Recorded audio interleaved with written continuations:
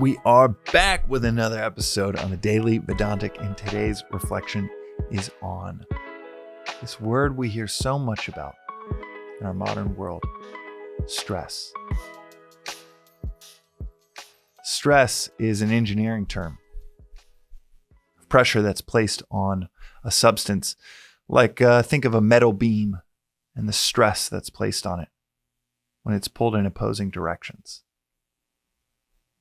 That's what stress is when there is a strain placed upon a metal beam or our minds when we're pulled in opposing directions. The term stress has come to mean this agitation within us. In fact, the definition of stress within Vedanta, this mental agitation, is interrupted desire. It's mental agitation caused by interrupted desire. You desire for your food to be delivered on time, and it's delayed by an hour. Your dinner, your ideal evening has been delayed, has been interrupted. You desire for certain results at work or a certain event to take place in your personal life, and something interrupts it, which causes that mental agitation that we then refer to as stress.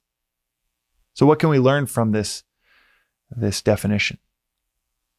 I know that when I'm building companies, one of the most stressful things I can do is write out projections for the quarter or the year and set these expectations with the people around us, and every projection is wrong. I've never seen a single projection in business that was correct. Unless you manipulate it at the end just to hit the projection, the natural state of things is so different than any projection on a spreadsheet. As it said, plans are often useless, but planning is indispensable. Those projections can be phenomenally useful for the business. They can be quite clarifying of where should resources go because of the impact it'll have, positive or negatively, on the business itself. But to jump to expectations of what you want to happen sets me up for disappointment every time.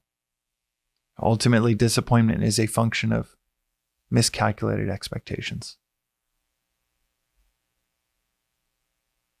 This definition kind of stopped me in my tracks when I first heard it because it was so clarifying. I'd never heard of a definition of stress. Mental agitation caused by an interruption in desire. One of the ways that it works its way into my life is I pause, get some elbow room, take a cushion, maybe a 15-foot cushion, when I see myself developing a thought flow that I know could turn towards desire. The anatomy of desire, if we work backwards from it, this philosophy says that it starts from a thought flow. It starts from your wiring, technically, your vasanas. That's what it's called. Your wiring, your essence. Vasana is a Sanskrit word that means fragrance. So symbolically, it just means the tiniest atomic essence of who you are. You might have business vasanas, music vasanas, parenting vasanas, teaching vasanas, and that would make you a teacher. That would make you just discontent until you satisfied your vasanas for business or to be a musician. But the vasanas then lead to thoughts. Thoughts then lead to desire. Desire then leads to action. But working backwards from desire, there is this space from your essence, from who you are, what you're wired for, and desire, and that is thought flow. So you can actually catch yourself before, as I mentioned in the last episode, one of my favorite definitions or articulations around the issues with desire, I should say, is from Naval Ravikant, phenomenal investor, founder, and a close mentor of mine. And he said it best when he said, desire is a contract you sign with yourself to be unhappy until you get what you want. It's a contract of unhappiness. So before we get to that place of desire, where you set the expectations for that meal to be delivered at a certain point in time, you set the expectations within yourself, desire for X or Y to take place in your life, personal relationship, in work. Before you set that expectation, that desire, notice thought flow going towards this or that desire. Notice even when an entertaining thought comes to mind of, it'd be nice to live here. It'd be nice to have a bigger house. And I wonder what it's like to drive that car. Notice it right then. That stress, that thought flow is the womb for stress. It's the womb of sorrow when you invest in all kinds of different desires, oftentimes in opposing directions. Contracts that you're unhappy no matter how it shakes out.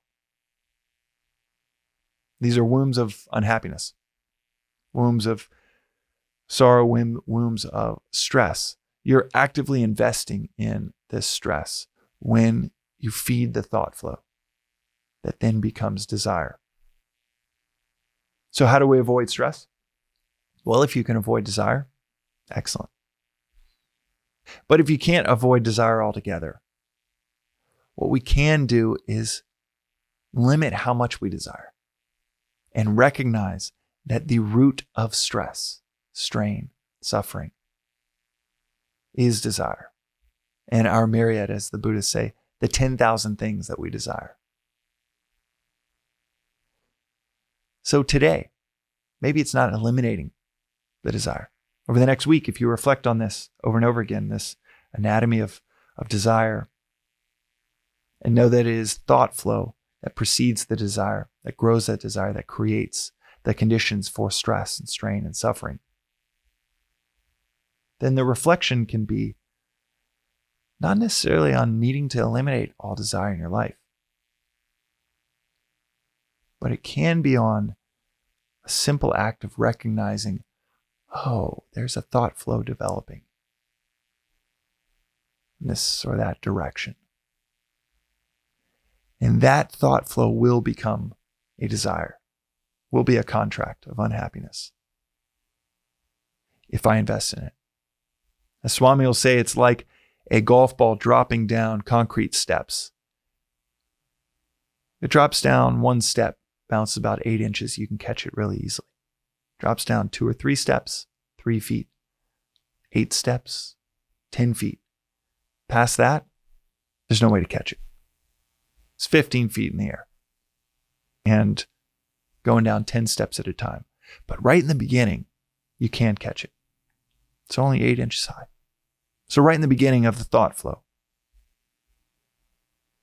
just that single thought of entertaining, I wonder what it would be like for this or that to happen in my life, to get this or that in my possession, to see that and have a bit of distance, a bit of cushion, recognizing, oh, if I keep entertaining that, I may or may not get that car, that house, that job, that person, but I surely will sign a contract of unhappiness. And I surely will create the conditions for a lot of stress in life. So what is that antidote to that thought flow? My teacher, Joseph, we both study under Swami, and he says it beautifully when he says that gratitude and desire cannot coexist. When you're in the midst of that desire, switch your mind over to gratitude. When you're in the midst of the beginning of that thought flow, switch your mind over to gratitude. Thinking about that, a bigger house, solve all of these problems in my life. Switch it to, man, I'm so thankful for the place that we do have. I'm so thankful for my health. I'm so thankful for this person in my life. I'm so thankful for this weather. And developing that thought flow of gratitude interrupts the thought flow of desire. So what is stress? Well, one way that you could define it is ingratitude. That's today's reflection on the Daily Vedantic. We'll see you next time.